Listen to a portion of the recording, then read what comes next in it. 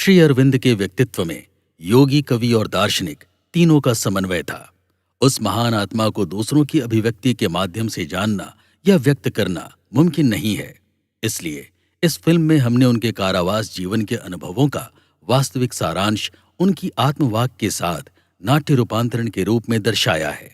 हमने उन्हीं तथ्यों को फिल्म में शामिल किया है जिनका उल्लेख श्री अरविंद ने स्वयं किया है, अर्थात उनके द्वारा स्वयं के कारावास जीवन का जो कुछ वृत्तांत किया गया है उसे वैसा ही रखा गया है।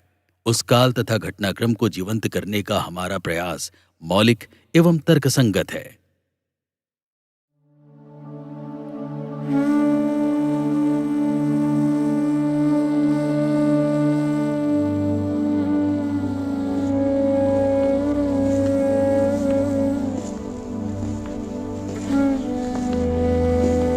जब मैं अज्ञान में सोया पड़ा था तो मैं एक ऐसे ध्यान कक्ष में पहुंचा जो साधु संतों से भरा था। मुझे उनकी संगति उबाऊ लगी और स्थान एक बंदी गृह प्रतीत हुआ। जब मैं जगा तो भगवान मुझे एक बंदी गृह में ले गए और उसे ध्यान मंदिर और अपने मिलन स्थल में बदल दिया।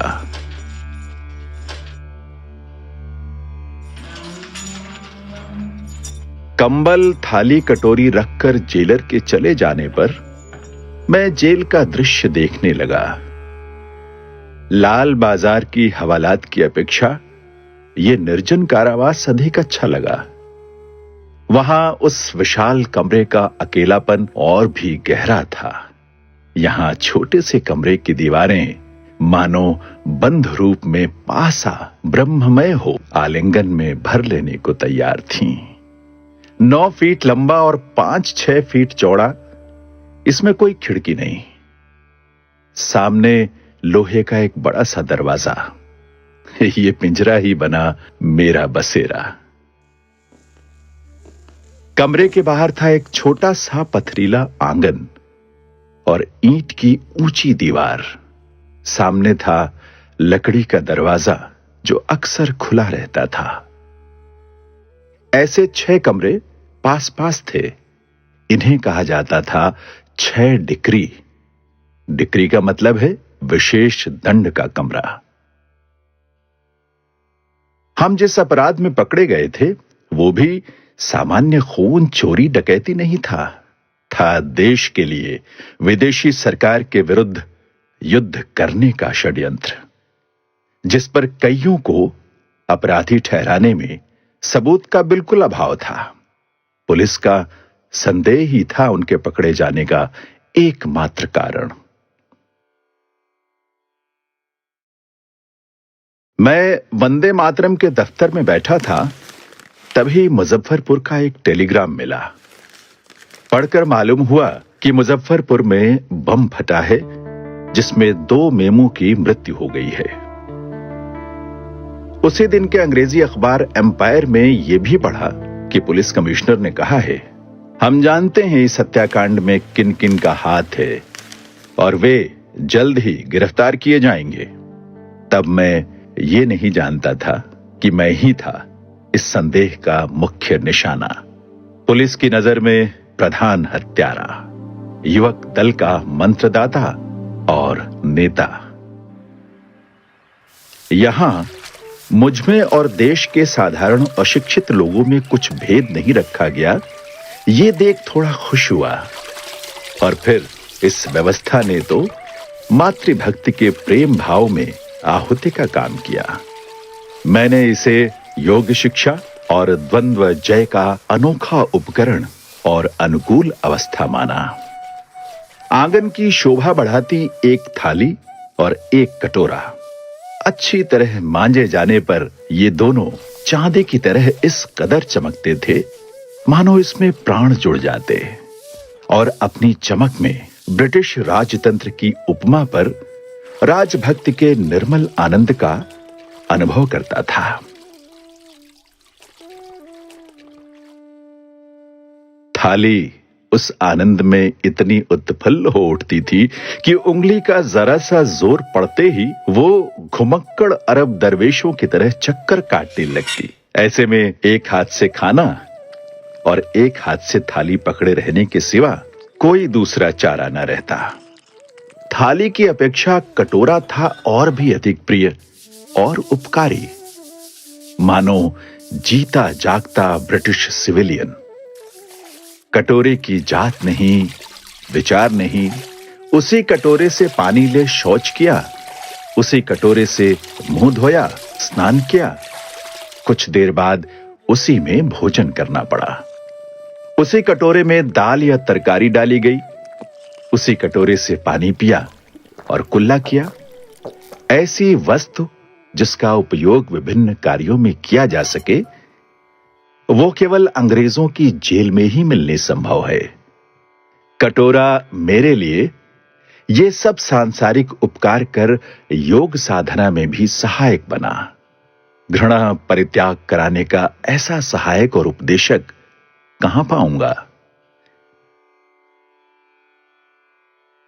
निर्जन कारावास विशेष दंड में गिना जाता है और उस दंड का मूल सिद्धांत है जितना संभव हो मनुष्य संसर्ग और खुले आकाश से दूर रखना। बाहर शौच की व्यवस्था करने से तो यह सिद्धांत भंग होता, अतः कोठरी में ही तारकोल पुती टोकरी दी जाती थी। सवेरे शाम मेहतर साफ कर जाता था, किंतु असमय पाखाना जाने से घंटों दुर्गंध भोग कर प्रायश्चित करना पड़ता था। नहाने की व्यवस्था से पीने के पानी की व्यवस्था और भी निराली थी।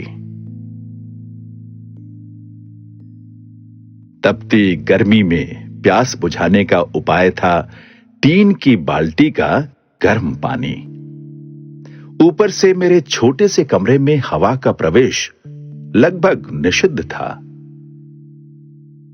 कमरा जलती भट्ठी सा हो उठता था। इस भट्ठी में पशुओं की तरह पिंजरे में रख पशुओं जैसा दाना पानी, धूप, वर्षा व ठंड सहन कराने से मेरे मन में तब विरक्ति की भावना नहीं जगी।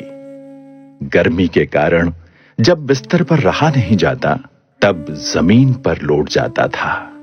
माता वसुंधरा की शीतल गोद के स्पर्श का क्या सुख है, ये तभी जाना।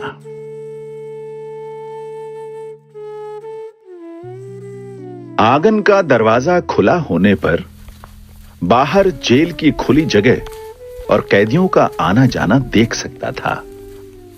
6 डिग्री के 6 कमरों के सामने जो संतरी घूमता रहता, उसका चेहरा और आहट बहुत बार परिचित बंधु के चलने फिरने की तरह प्रिय लगता।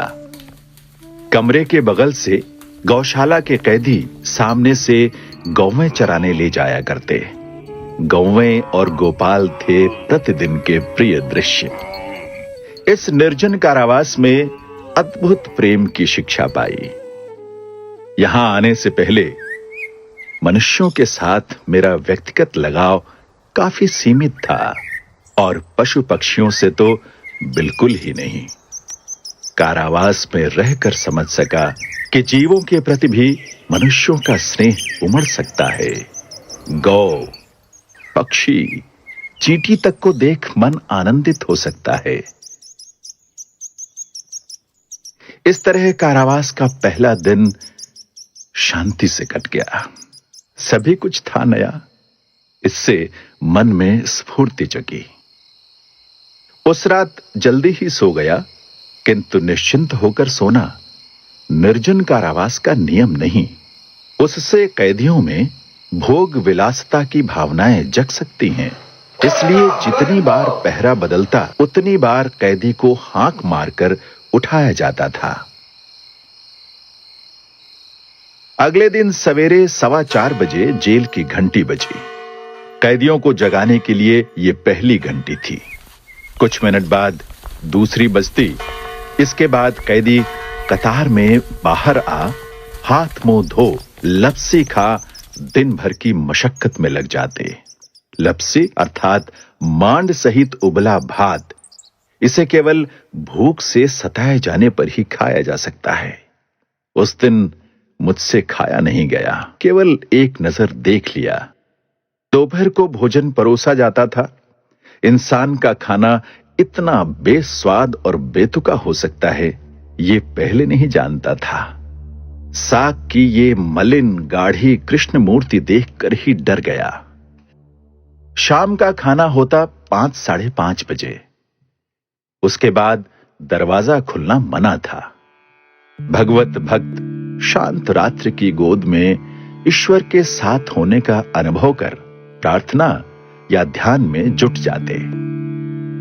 रात को इन अभागे पतित प्राणियों का ये अलीपुर जेल घोर शांति में डूब जाता।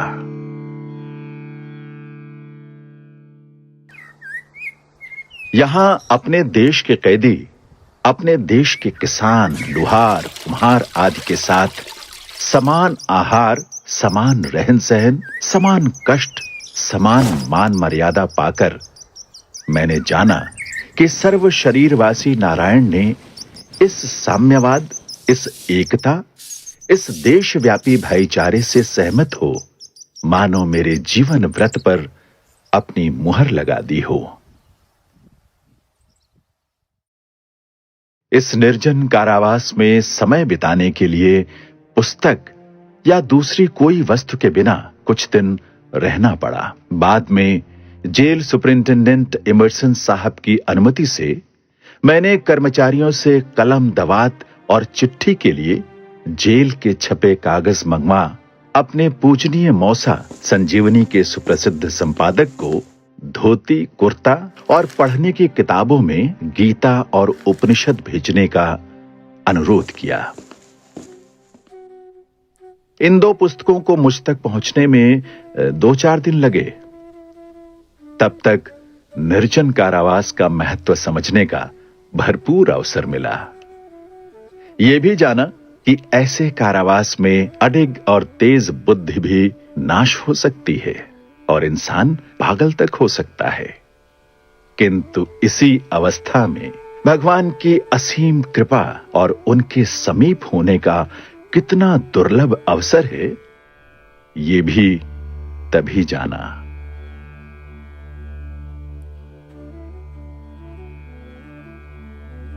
अनेक दिशाओं में भागने वाले चंचल मन को एकाग्र चित्त कर ध्यान लगाना किसी अनभ्यस्त मनुष्य के लिए सहज नहीं।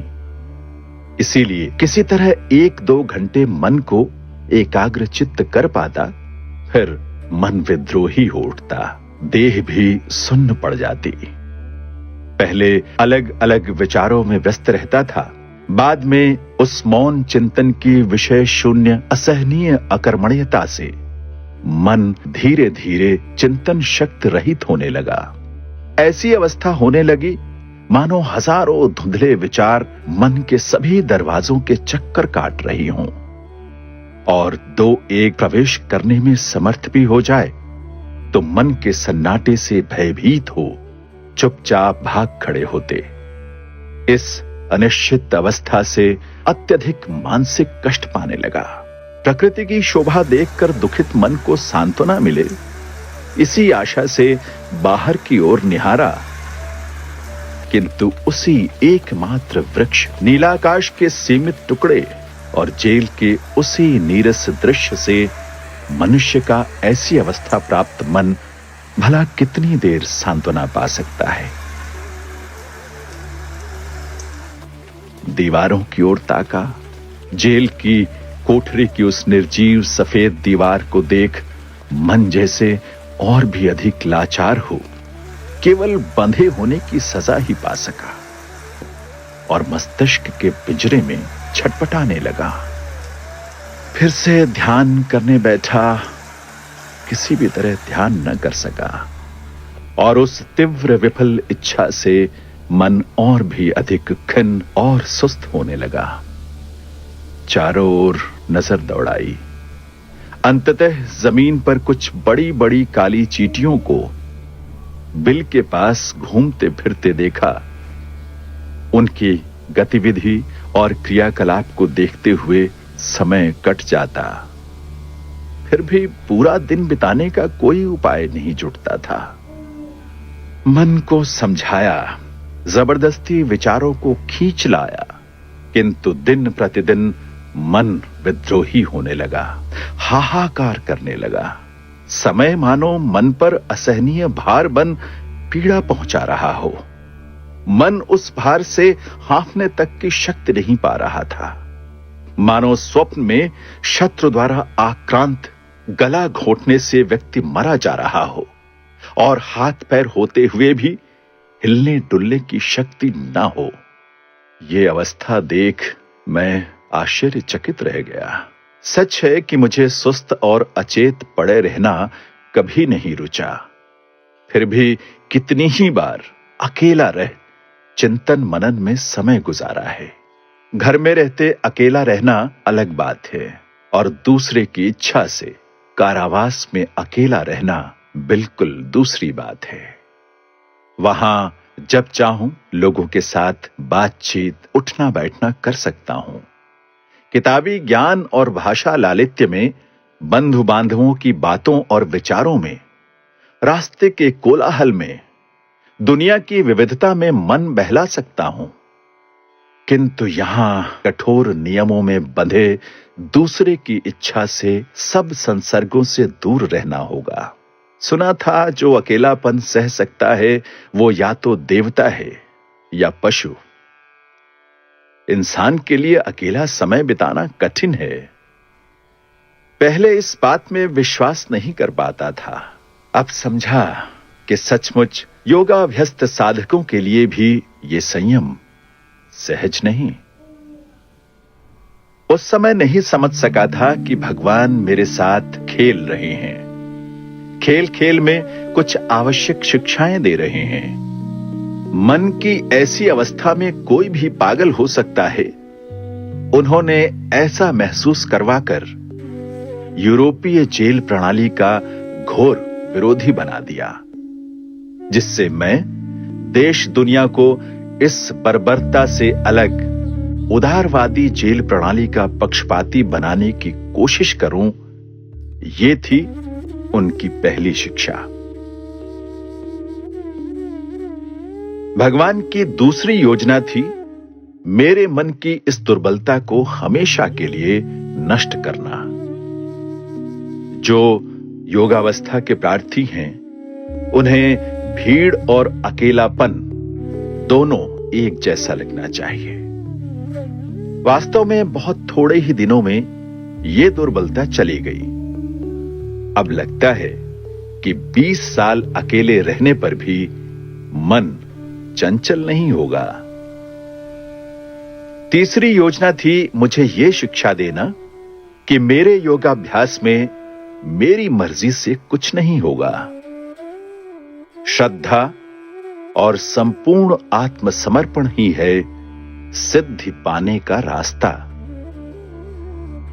भगवान प्रसन्न हो तो स्वयं जो शक्ति, सिद्धि या आनंद देंगे, उसे ही ग्रहण कर उनके कार्य में लगाना ही मेरी योग इच्छा का एकमात्र उद्देश्य होगा।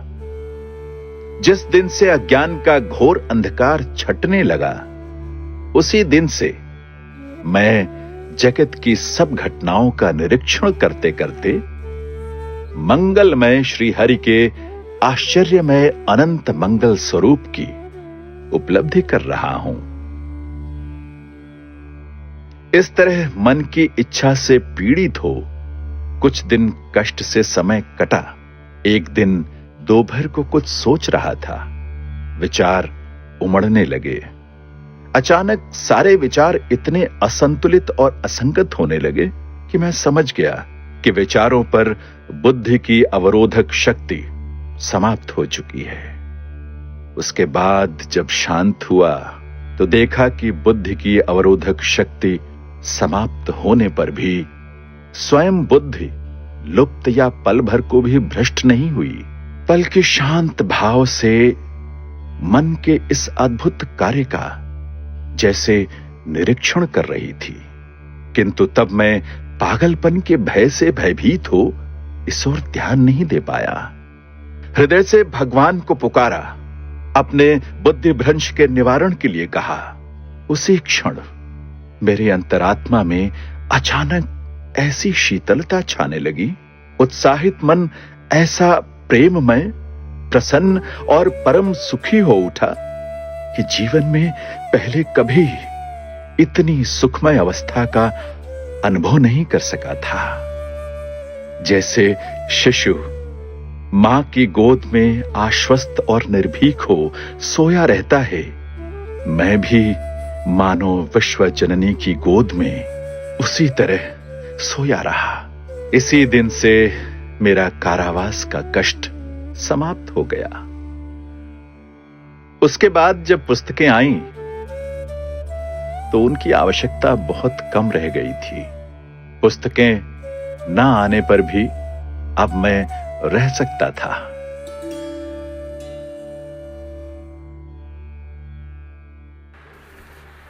अक्सर पुलिस तरह तरह के सबूत गवाह लाकर तमाशा करती। हम सबको शिनाख्त के लिए लंबी कतार में खड़ा किया जाता। गिरफ्तारी के बाद पहली बार शिनाख्त की ऐसी एक परेड में मैं अपने भाई बारिंद्र को देख पाया, किंतु तब उसके साथ कोई बातचीत नहीं हुई। जिस दिन से मुझे सवेरे शाम डिक्री के आगे खुली जगह में घूमने की अनुमति मिली, मेरे स्वाधीन राज्य की दो सीमाएं बन गईं। एक ओर जेल का कारखाना, दूसरी ओर गौशाला। इन दो सीमाओं के बीच घूमते घूमते या तो उपनिषद के भावपूर्ण अक्षय शक्तिदायक मंत्रों को दोहराया करता, या फिर कैदियों का क्रियाकलाप और गतिविधि देख सर्व घट में नारायण हैं इस मूल सत्य को जानने की कोशिश करता। वृक्ष, गृह, प्राचीर, मनुष्य, पशु पक्षी, धातु मिट्टी यानी सर्वभूतों में सर्वम खलविदम ब्रह्म मंत्र का मन ही मन उच्चारण कर इस उपलब्धि को स्थापित करता। ये करते करते ऐसा भाव हो जाता कि कारागार अब कारागार जैसा ना लगता। वो उच्च प्राचीर, वो लौह कपाट, वो सफेद दीवार, वो सूर्य की किरणें, सुंदर वृक्ष, वो छोटा मोटा सामान मानो अब अचेतन नहीं रहा, सजीव हो उठा। ऐसा लगता कि वे मुझसे स्नेह करते हैं, मुझे गले लगाना चाहते हैं। मनुष्य, गौ, चींटी, पंछी चल रहे हैं, उड़ रहे हैं, गा रहे हैं, बातें कर रहे हैं, पर है ये सब प्रकृति का खेल। भीतर एक महान निर्मल आत्मा जो सांसारिक माया मोह, राग द्वेष आदि से दूर आनंद में मग्न हो विराजमान है। कभी कभी ऐसा अनुभव होता मानो भगवान श्री कृष्ण उस वृक्ष के नीचे खड़े आनंद की वंशी बजा रहे हैं और उस माधुर्य से मेरा हृदय मोहे ले रहे हैं। कभी ऐसा लगता वो मुझे अपना बाल सखा समझ मेरे संग लुका छिपी का खेल खेल रहे हैं।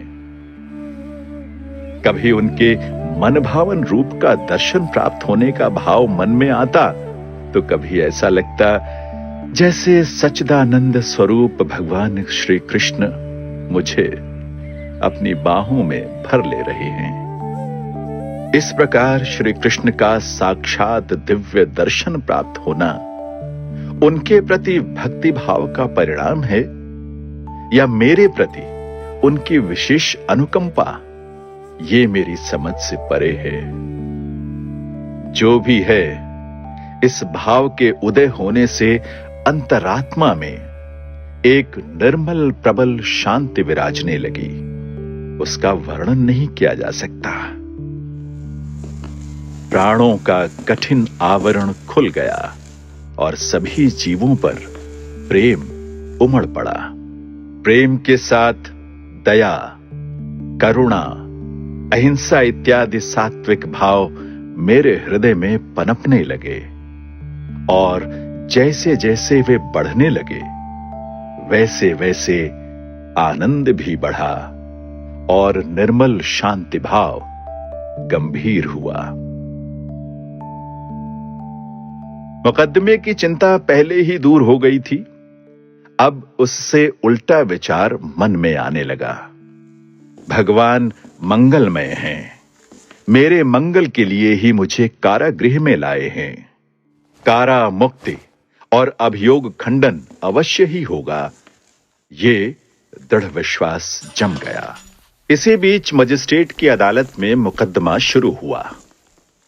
निर्जन कारागृह में समय काटना जितना सहज और सुखकर लगने लगा, उतना इस मुकदमे के जीवन मरण वाले खेल के बीच समय काटना आसान नहीं रहा।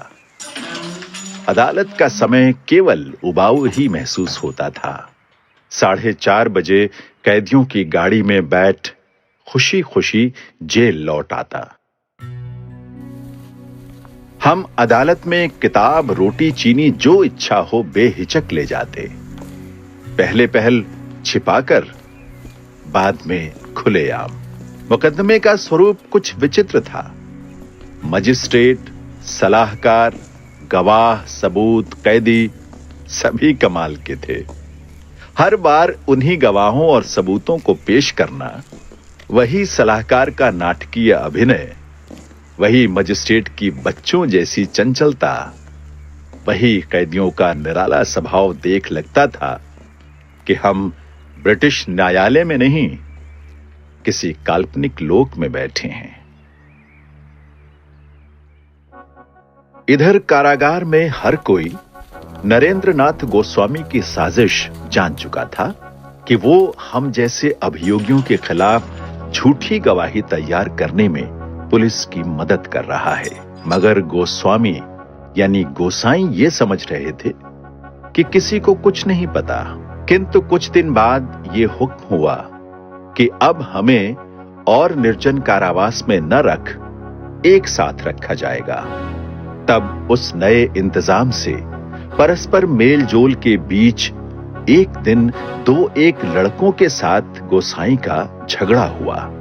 फिर गोसाई समझ गए कि उनकी साजिश का सबको पता चल चुका है। साथ ही पुलिस ने गोसाई को सबके बीच में रख षड्यंत्र की गुप्त बातें निकलवाने के लिए ये उपाय किया है। एक साथ रहने से सभी खुश हुए, पर मैं नहीं, क्योंकि उस समय मैं लोगों से मिलना जुलना नहीं चाहता था। तब मेरी साधना खूब जोरों से चल रही थी। समता, निष्कामता और शांति का कुछ कुछ स्वाद पाया था, किंतु तब तक ये भाव दृढ़ नहीं हुआ था। लोगों के साथ मिलने से दूसरों की सोच विचार का असर मेरे अपरिपक्व चिंतन पर पड़ते ही इस नए भाव का नाश हो सकता था, और ऐसा ही हुआ। उस समय नहीं जानता था कि मेरी साधना की पूर्णता के लिए विपरीत भाव आना आवश्यक है। इसीलिए अंतर्यामी ने मुझे मेरी प्रिय निर्जनता से वंचित कर असाधारण रजोगुण के बहाव में बहा दिया। ये नया स्थान एक बड़ा कमरा था जो एक बड़े बरामदे में खुलता था। मैं उस कमरे के एक कोने में रहा करता था। मेरे भाई बारीन की तरह वे सभी जिन्होंने आध्यात्मिक जीवन के प्रति आकर्षण का अनुभव किया था, मेरे चारों ओर आ जुटे। कुछ ने बीच में अपना आसन जमाया, जिसकी बागडोर संभाली उपेंद्र ने, और दूसरी ओर नास्तिकों और तर्क बुद्धिजीवियों की टोली थी, जिसके कर्ता धर्ता थे हेमचंद्र दास। इन्हीं दिनों एक ओर बारीन अपने साथियों के साथ जेल से भागने की योजना बनाने लगे, मगर मैंने इस योजना में शामिल होने से साफ मना कर दिया। मैंने कहा, मैं तो न्यायालय में उपस्थित होऊंगा। दूसरी ओर कनाईलाल दत्त और सत्येंद्रनाथ बोस की अगुवाई में कैदियों का एक और दल गद्दार नरेंद्रनाथ गोस्वामी को जान से मारने की योजना में जुटे थे, जिसकी भनक शायद पुलिस को भी ना थी। फिर भी जेल प्रशासन ने अपने मुखबिर नरेंद्रनाथ गोस्वामी की सुरक्षा की दृष्टि से उसे यूरोपियन कैदियों के लिए आरक्षित विभाग में स्थानांतरित कर दिया था। इस बीच सत्येंद्रनाथ बोस और कन्हैयालाल अलग अलग बीमारी के बहाने अस्पताल में भर्ती हो गए। किसी तरह सत्येंद्रनाथ बोस ने नरेंद्रनाथ गोस्वामी से संपर्क साधा और उससे कहा कि बीमारी के कारण जेल जीवन उसके लिए असहनीय हो उठा है। यहां घुट घुट कर मरने से पहले वो उसे सारी गुप्त जानकारी देना चाहता है। गोस्वामी को इनसे मिलने जुलने की स्वीकृति मिल गई और पहली 2 मुलाकातों में ही सत्येंद्रनाथ बोस और कन्हैयालाल सहित उसके सहयोगियों ने गोस्वामी को अपने विश्वास में ले लिया और इस तरह गोस्वामी ने षड्यंत्र से जुड़ी अहम जानकारियां मिलने की आस में तीसरी बार इनसे मिलना स्वीकार कर लिया।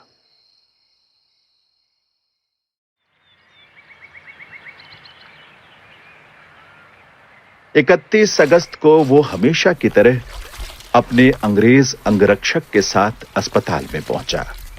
सत्येंद्रनाथ बोस चुपचाप उसे गुप्त जानकारी बताने के बहाने एक ओर ले गए। कन्हैयालाल ने भी वहां तक पहुंचने में देर नहीं की। अचानक से दोनों ने रिवॉल्वर निकालकर गोस्वामी को मारने की कोशिश की। गोस्वामी और उसके अंगरक्षक घायल अवस्था में कुछ दूर तक भागने में सफल हुए। इधर सत्येंद्रनाथ और कन्हैयालाल जेल की सीढ़ियों और गैलरियों से गोलियां बरसाते हुए उनके पीछे पीछे भागे। अंत में एक गोली गोसाई की पीठ में जा लगी। वो नाली में लुढ़क गया। खतरे की घंटी बजने लगी। उसी समय पागलों की भांति भागता हुआ एक कैदी चिल्लाने लगा, मर गया, नरेन गोसाई मर गया। इस प्रकार अभियोग लगाने वालों को अपने मुखबिर से हाथ धोना पड़ा। फिर भी हमारे सिर पर कई बड़े बड़े आरोप लगे थे जिसे बेबुनियाद साबित करना आसान नहीं था। जज चार्ल्स ऑर्टन बीचक्राफ्ट मुझे बहुत पहले से जानते थे। एक ही काल में हम दोनों ने कैम्ब्रिज में पढ़ाई की थी और इंडियन सिविल सर्विस की परीक्षा में भी दोनों साथ साथ गए थे। मुझसे आखिरी बार मुलाकात हुए बरसों बीत गए थे। अब दोनों का आमना सामना हुआ भी तो एक अदालत की कुर्सी पर तो दूसरा कटघरे में। साथ ही महाशय चितरंजन दास, जो नामी वकील और देशभक्त होने के साथ साथ मेरे पुराने मित्र थे, मेरे बचाव में आए। अब तो जैसे मुकदमे की सारी धारा ही बदल गई।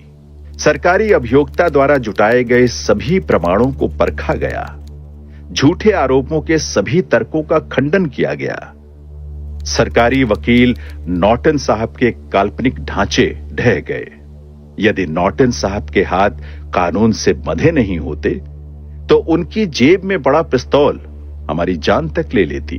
पता नहीं भरी अदालत में पिस्तौल लेकर आना उनकी आत्मसुरक्षा के लिए आवश्यक था या कुछ और, ये तो हमें पता नहीं।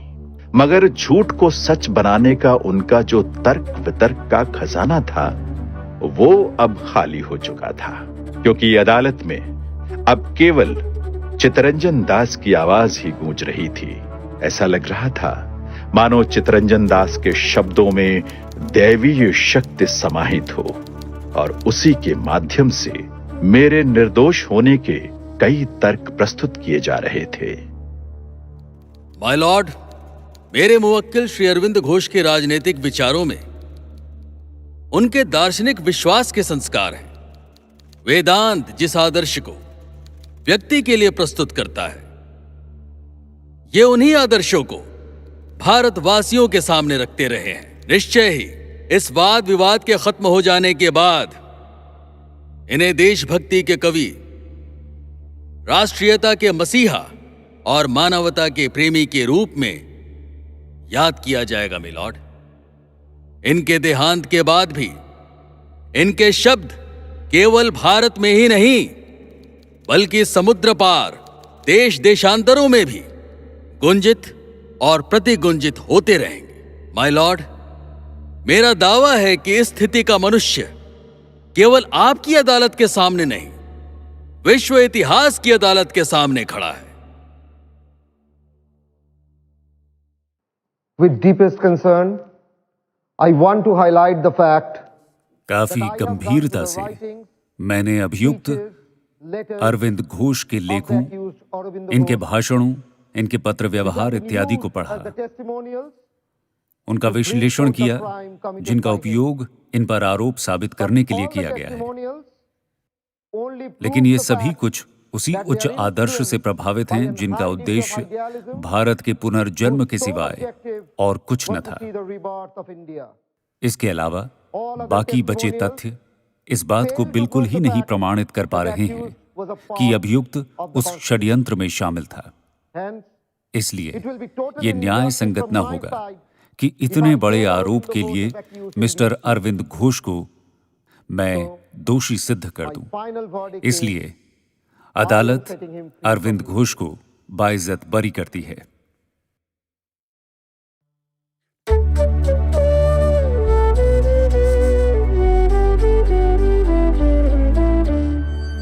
कारावास जीवन के पूरे 1 वर्ष बाद मैं हमेशा के लिए बाहर निकला। अब मुझे एक अलग तरह की क्रांति में जुटना था। ये थी आध्यात्मिक क्रांति, जिसमें न केवल भारत के लक्ष्य की बल्कि पृथ्वी के भविष्य की बाजी लगी थी।